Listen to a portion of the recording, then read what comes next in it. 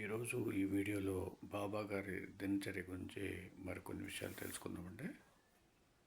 1910 సంవత్సరంలో దీపావళి నాడు దుని దగ్గర కట్టెలు సర్దుతూ కూర్చున్న బాబా అకస్మాత్తుగా కట్టెలకు బదులు తన చేతిని దునిలో పెట్టారు. బాబా చెయ్యి బాగా కాలింది. అక్కడ ఉన్న మాధవ్ ఫస్లే శ్యామ అది గమనించి ఒక్క పరుగున పోయి బలవంతంగా బాబాను వెనుకకు లాగారు. ఎంత పని చేశారు బాబా అన్నారు. బాబా మాత్రం ఏమీ చెల్లించక, ఏమీ పర్వాలేదు, బిడ్డ దక్కింది, అది చాలు అన్నారు.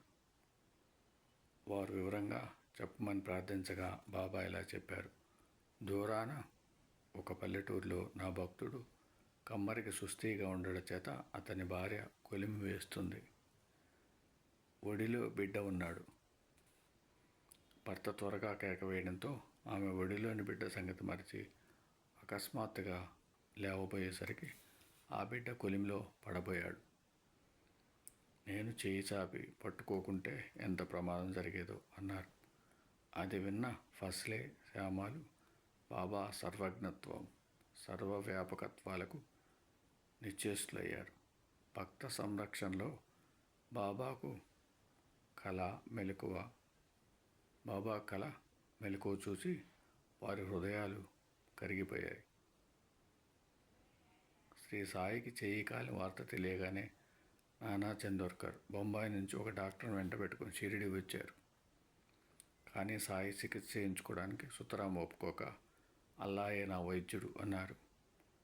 అప్పటి నుంచి భక్తుల్లో పెద్దవాడు, కుష్ఠరోగి అయిన బాగోజీ ప్రతిరోజు ఉదయం శ్రీ సాయి దుని ముందు కూర్చున్న సమయంలో సాయి చేతికున్న కట్టు విప్పి నెయ్యి రాసి మర్దించి దాని మీద ఆకు వేసి కొత్త గుడ్డతో గట్టిగా కట్టేవాడు.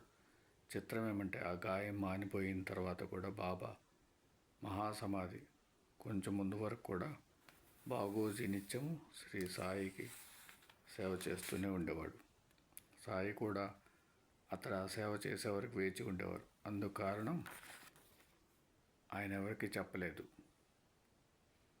దానిని మనం ఊహించే యత్నించడమే ఉచితమే. సాయి భౌతికంగా మన మధ్య ఉన్నప్పుడు నిత్యము ఆయన సన్నిధిలో ఉన్న బాగోజీ వంటి భక్తులకు చనువు అలవాటు కారణంగా వారి సేవ యాంత్రికమై ఆయన సాటి లేని దివ్య పురుషుడను వివేకం లోపించే ప్రమాదం ఉంది. కానీ ఆయన సన్నిధి వారి మనసులను అజాగ్రత్త నుండి భక్తి శ్రద్ధలలోకి లాగి బుద్ధి మాంజానంతరింపచేయగలదు. కనుక అట్టి మహాత్మునికి ప్రత్యక్షంగా సేవ చేయడం ఒక గొప్ప సాధన. అందువలన శ్రీ సాయి నిత్యము సరిగా సమయానికి బాగోజీ వచ్చి తన సేవ చేసుకునేలాగా ప్రోత్సహించారు. వాస్తవానికి బాగోజీ నిత్యము శుభ్రపరిచి మర్దించి కట్టుకట్టినది సాయి చేతి కాదు, తన హృదయంలోని భక్తికే. ఈ సేవ అయ్యేసరికి ఉదయం 7:30 అయ్యేది. ఫకీరు ధర్మాన్ని అనుసరించి సాయి 3 రోజులకు ఒకసారి మాత్రమే దేహాన్ని క్షాళన చేసుకునేవారు. ఆయనలా క్షాళన చేసుకునేటప్పుడు అద్భుతమైన ఆయన యోగశక్తులు భక్తులను భయభ్రాంతులు చేసేవి ఉండేవి.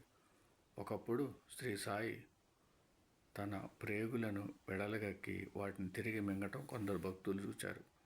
అయితే శ్రీ సాయి 3 రోజులకు ఒకసారి మసీదు సమీపంలో మర్రిచెడు దగ్గర ఉన్న బావి దగ్గరికి ఉదయాన్నే వెళ్ళి ముఖము, కాళ్ళు, చేతులు కడుక్కొని నీరు పుక్కిలిని చుమ్మేసేవారు. ఆ సమయంలో కొందరు కుష్ఠరోగులు ఆయన ఉమ్మేసిన నీటిని భక్తి శ్రద్ధలతో తమ దేహానికి రాసుకునేవారు. వీరిలో చాలామంది దేహాలు ఆరోగ్యంగా అయినాయి.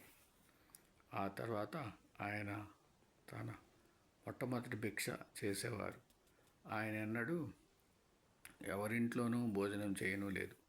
తన కోసం తానెప్పుడూ వండుకోను లేదు. యావత్ జీవితం భిక్షు ధర్మాన్ని అనుసరించి నిత్యము కొన్ని ఇళ్లలో మాత్రమే భిక్ష తెచ్చుకునేవారు. ఆయన మహిమ దశ దిశలా వ్యాపించి భక్తుల వద్ద నుండి సమకూడే దక్షిణలు 300-400 రూపాయల్లో ఉన్నప్పటికీ ఎందరో కోటీశ్వరులు ఎంతో విలువైన గుడ్డలు, రుచికరమైన వంటకాలు ఆయన ముందు రాసులు పోసినప్పటికీ వాటినెన్నడూ ఆయన స్వీకరించక అన్నింటినీ భక్తులకు పంచి తాము భిక్షాన్నం మాత్రమే స్వీకరించేవారు.